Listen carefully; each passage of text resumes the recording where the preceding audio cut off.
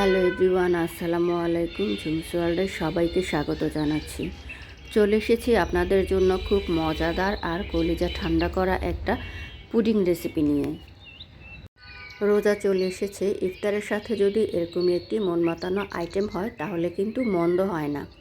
আসুন তাহলে জেনে নিই এই পুডিংটি তৈরি করতে আমাদের কি কি লাগবে আর কিভাবে তৈরি করে নিতে হবে।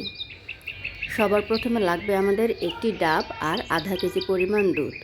আপনারা মানুষ হিসাবে দুধটা আর ডাবটা নিয়ে নেবেন। মানুষ বেশি হলে একটু পরিমাণে বেশি নিয়ে নেবেন।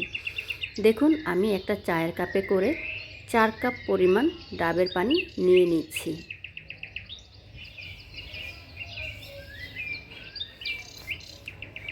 আমার একটা ডাবের মধ্যে 4 কাপ পরিমাণ পানি হয়েছে। আমি 4 কাপেই নিয়ে নিলাম। আপনারা এভাবে মেপে পুডিংটি বানাবেন, তাহলে আপনাদের পুডিংটি বানাতে আর কোনো ঝামেলাই হবে না। চায়ের কাপের 4 কাপ পরিমাণ পানির জন্য আমি নিয়ে নিলাম 2 চামচ পরিমাণ চিনি,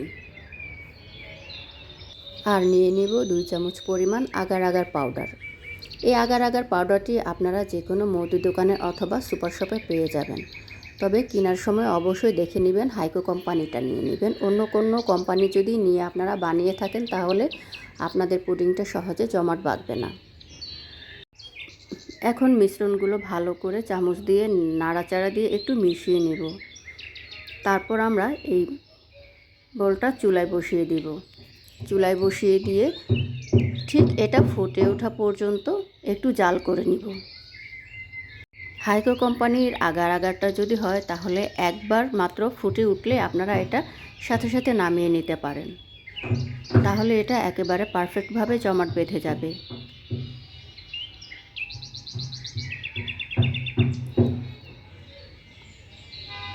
আমার মিশ্রণটা ফুটে উঠেছে, এখন আমি একটা সার্ভিং ডিশে ঢেলে নিচ্ছি।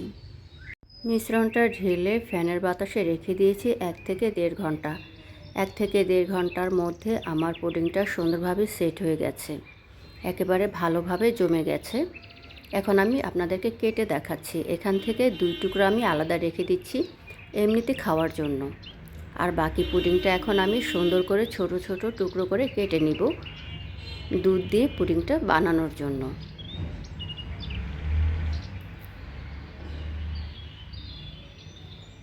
এই টুকরাগুলো করার সময় আপনারা অবশ্যই টুকরোগুলো ছোট ছোট করে নেবেন, বড় যেন না হয়। এই টুকরোগুলো বড় হলে যখন আমরা দুধের মধ্যে এই পুডিংটা সেট করব তখন জমাট বাঁধার পর ছোট টুকরাগুলো খুলে খুলে যাবে, তাই একটু সাইজগুলো ছোট করে কেটে নেবেন। এখন আমরা আলাদা আরেকটি পাত্রে নিয়ে নিব দুধ। এখানে দুধটা হয়েছে আমার 3.5 কাপ। দুধটাকেও আমি সেম প্রসেসে 4 কাপ দিয়ে মেপে নিয়েছি। 3.5 কাপ পরিমাণ আমার দুধটা হয়েছে। এই দুধটাকে আমি আগে থেকে একটু জাল করে ঘন করে নিয়েছি, যেন পুডিংটা খেতে মজাদার হয়। ভালো করে খেয়াল করে দেখুন, ঠিক 3.5 কাপ দুধ হয়েছে এখানে। দুধটাকে ঘন করে নিলে পুডিংয়ের টেস্টটা অনেক গুণে বেড়ে যায়। চিনি দিয়ে দিচ্ছি 2 চামচ পরিমাণ।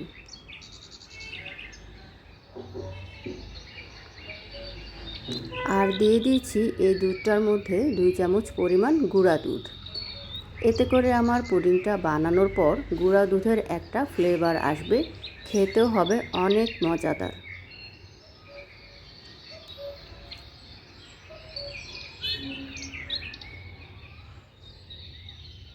এখন দিয়ে দিচ্ছি আগার আগার পাউডার।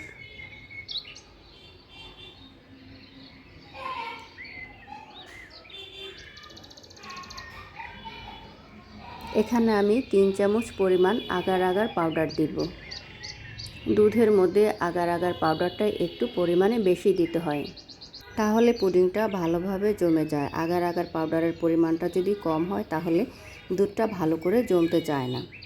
এখানে আপনারা সবগুলো উপকরণ সঠিক পরিমাণে রেখে যদি সেম প্রসেসে পুডিংটা বানিয়ে নেন তাহলে দেখবেন পারফেক্ট একটা পুডিং বানাতে পারবেন। যে কোনো সময় ঝটপট সহজে আপনারা পুডিং বানাতে গেলে আর কোনো সমস্যাতেই পড়তে হবে না, তাহলে একেবারে পারফেক্ট একটা পুডিং আপনারা বানাতে পারবেন। এখন সেই মিশ্রণটাকে আমি চুলায় বসিয়ে দিয়েছি। আর অপেক্ষা করব, নেড়ে চেড়ে অপেক্ষা করব একবার মাত্র ফুটে ওঠা পর্যন্ত। বেশি করে জাল করা লাগবে না, মাত্র একবার ফুটে উঠলে আমরা মিশ্রণটা নামিয়ে নিব। দেখুন ডাবের যে পুডিংটা আমরা বানিয়ে কেটে রেখেছিলাম, টুকরাগুলো সুন্দর করে সাজিয়ে নিয়েছি সার্ভিং ডিশে। এখন সেই টুকরাগুলোর মধ্যে আমি দুধের মিশ্রণটা ঢেলে দিব।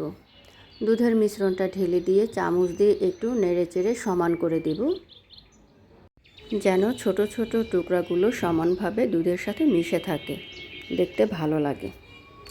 এখন আর কোনো কাজ নেই, এখন আমি এই বাটিটা রেখে দেব ফ্যানের বাতাসে 1 থেকে 1.5 ঘন্টার জন্য।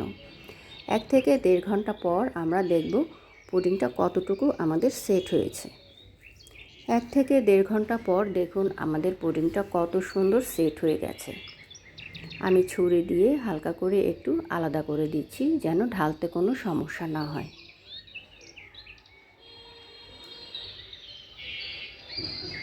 এখন যে কোনো একটা প্লেটে অথবা ট্রেতে পুডিংটা উল্টা করে তারপর ঢেলে নিতে হবে। দেখুন পুডিংটা কত সুন্দর সেট হয়েছে, আর পরিমাণটা ঠিক থাকার জন্য একেবারে ঠিকঠাক মতো পারফেক্ট একটা পুডিং হয়েছে। এখন আপনারা আপনাদের পছন্দ মতো কেটে নেবেন। সারাদিন রোজা রেখে ইফতারের সময় এরকম এক টুকরা পুডিং খেলে মনটা এমনিতেই ভরে যায়, সারাদিনের ক্লান্তিটা দূর হয়ে যায়। তাই আপনারা সবাই বাসায় এভাবে পুডিং বানিয়ে খাবেন, আর চেষ্টা করবেন ইফতারের সময় এরকমের একটা পুডিং রাখার জন্য। দেখুন কত সুন্দর হয়েছে পুডিংটা, একেবারে শক্ত হয়ে যায়নি আবার নরমও হয়ে যায়নি, পারফেক্ট একটা পুডিং হয়েছে।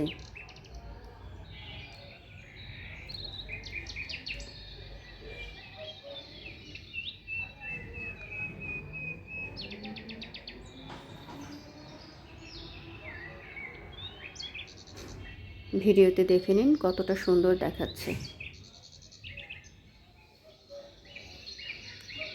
তৈরি হয়ে গেল ঝটপট আমাদের মজাদার একটা পুডিং।